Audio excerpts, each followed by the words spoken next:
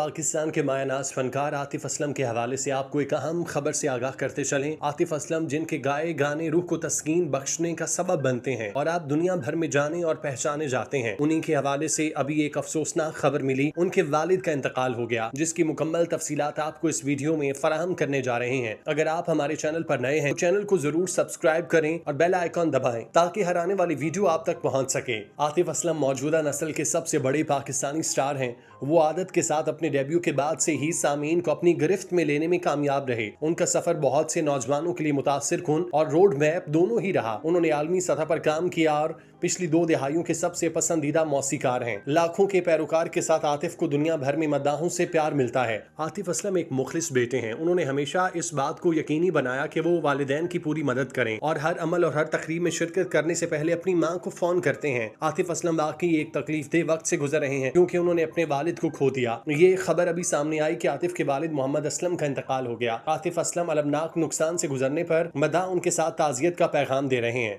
आतिफ असलम एक ऐसा नाम जो सिर्फ पाकिस्तान नहीं बल्कि पूरी दुनिया में मोहब्बत, मौसीकी और जज्बात की पहचान बन चुका।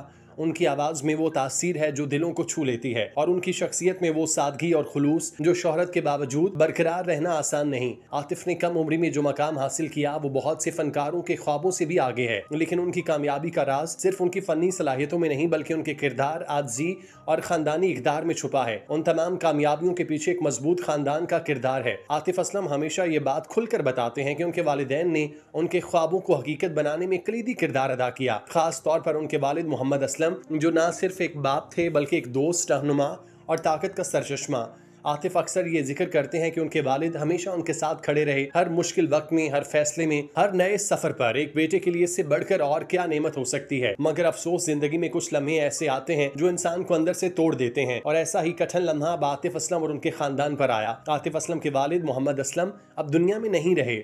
यह दिल दहला देने वाली खबर आतिफ के लाखों मद्दाहों के लिए एक सदमे से कम नहीं। एक ऐसा शख्स जिसने अजीम फनकार की बुनियाद रखी आज अपने रब के हुजूर पेश हो गया। ये खबर सिर्फ एक जाती नुकसान नहीं बल्कि कौम के लिए एक गम का लम्हा है जिसने आतिफ असलम को अपने दिलों में बसाया। मद्दाहों की तरफ से दुनिया भर से ताज़ियती पैगामात का तांता बंधा है और सब एक ही दुआ कर रहे हैं कि अल्लाह ताला मरहूम मोहम्मद असलम को जन्नतुल फिरदौस में आला मकाम अता फरमाए और आतिफ असलम समेत पूरे खानदान को ये नाकाबिल तलाफी सदमा सब्र और हौसले के साथ बर्दाश्त करने की तौफीक दे। ये वो वक्त है जब अल्फाज कम पड़ जाते हैं और दिल भर आते हैं, लेकिन हम जानते हैं कि आतिफ जिसने हमेशा सब्र, मोहब्बत और आज़ी का दर्स दिया, वो इस दुख को अपनी कुव्वत इरादी से झेल लेगा। वो अपने वालिद की दुआओं के साए में जिया और अब उनकी यादों के साथ जीता रहेगा। एक बाप कभी जाता नहीं, वो अपने बेटे के दिल में, ख्वाबों में और हर गीत में हमेशा जिंदा रहता है। आतिफ का शुमार उन फनकारों में होता है जिन्होंने न सिर्फ अपनी आवाज के जरिए करोड़ों दिलों को छुआ बल्कि एक मुकम्मल फनकार की हैसियत से अपने फन को मुसलसल निखारते हुए दुनिया भर में पाकिस्तान का मुस्बत चेहरा पेश किया। उनकी जिंदगी एक ऐसे नौजवान की कहानी है जो ख्वाब देखने से कभी नहीं डरा, जिन्होंने ख्वाबों की ताबीर अपनी मेहनत, आज़म और तादाद सलाहियतों से की।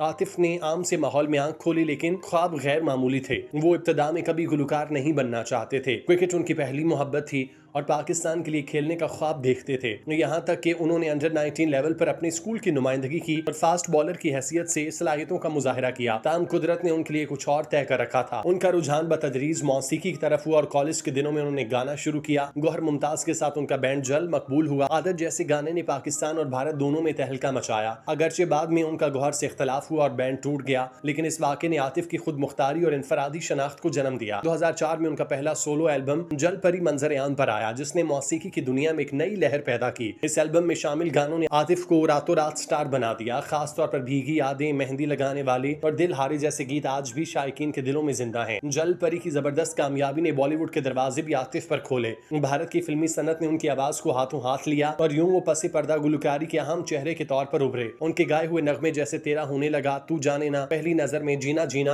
न सिर्फ फिल्मों को कामयाब बना गए बल्कि उनके करियर को भी बामे अरूज तक पहुंचा दिया। आतिफ ने वो मकाम हासिल किया जहां उनकी आवाज किसी भी फिल्म की कामयाबी की जमानत समझी जाने लगी। उनके नगमे जज्बाती गहराई, रोमानवियत और दिली सच्चाई से भरपूर होते। यही वजह है कि सामीन को उनके गाने सुनकर जाती रफ्त महसूस होता। मगर आतिफ असलम की शख्सियत सिर्फ एक गुलकार तक महदूद नहीं, उन्होंने सूफी मौसीकी, कवालियां और रूहानी कलाम में भी अपनी मौजूदगी को साबित किया। कुछ इस तरह ताजदार हरम और वही खुदा है जैसे कलाम उनकी गायकी गायकी के विजन को जाहिर करते हैं। वो सिर्फ मौसीकी को तफरी नहीं बल्कि रूहानी तजुर्बा समझते हैं। कोक स्टूडियो में उनकी परफॉर्मेंस ने एक नए आतिफ असलम को दुनिया के सामने पेश किया। एक फनकार जो अपनी जड़ों, ईमान और रूह से जुड़ा हो, उसकी हमदोनात की अदायगी से जो खुलूस, एहतराम और असर है उन्हें बाकी पॉप गुलकारों से मुमताज बनाता है। अदाकारी के मैदान में भी उन्होंने कदम रखा। 2011 में फिल्म बोल में अदाकारी के जौहर दिखाए। इस फिल्म में उनकी परफॉर्मेंस को खासा सराहा गया। इसके बाद उन्होंने कुछ और प्रोजेक्ट्स में काम करने की पेशकश भी हासिल की, लेकिन वो अपनी ज्यादातर तवज्जो मौसीकी पर मरकूज रखना चाहते थे। उनका मानना है कि इंसान को वही काम करना चाहिए जिसमें वो सबसे बेहतर हो, और उनका फन गुलकारी है। आतिफ की जाती जिंदगी भी उनके मद्दाहों के लिए खासी दिलचस्पी रखती है। 2013 में उन्होंने सारा भरवाना से शादी की जो उनकी दोस्त थी। उनके यहाँ 2014 में पहले बेटे की विलादत हुई और दिसंबर 2019 में वो एक बार फिर वालिद बने। वो अपनी फैमिली को मीडिया की हद से ज्यादा तवज्जो से बचा कर रखते हैं और हमेशा अपनी निजी जिंदगी को कदरे पोशीदा रखने को तरजीह देते हैं। उनके सोशल मीडिया अकाउंट्स पर भी शाज़ो नादिर ही अपनी जाती जिंदगी की झलक दिखाई देती है। वो ज्यादातर अपने फन, रूहानी वाबस्तगी और मद्दाहों से जुड़े लम्हे शेयर करते हैं। संजीदगी, बुर्दबारी और आजी उनकी शख्सियत के नुमाया पहलू हैं। इतनी शोहरत और कामयाबी के बावजूद आतिफ खुद को आज भी एक आम इंसान समझते हैं। यही बात उनकी मकबूलियत की बड़ी वजह है। वो हमेशा अपने मुल्क के लिए फख्र का बाइस रहे, बैनुल अक़वामी सतह पर पाकिस्तान का नाम रोशन करते आए। मुतादिद बैनुल अक़वामी कॉन्सर्ट, अवार्ड शोज और म्यूजिक इवेंट में उनकी शिरकत इस बात का सबूत है कि आतिफ एक ग्लोबल आइकन बन चुके। उनका फन, शख्सियत, उनकी सोच मिलकर ऐसी शानदार कहानी तश्कील देते हैं जिसमें ख्वाब, जिद्दोजहद, लगन और कामयाबी सब कुछ शामिल है। वो ना सिर्फ एक फनकार बल्कि अहद का नाम है। उनकी आवाज आइंदा नस्लों के लिए एक हवाला, मयार और तहरीक बनकर हमेशा जिंदा रहेगी। अल्लाह ताला आतिफ के वालिद को अपनी रहमत में जगह दे और आतिफ को इस गम के अंधेरे में भी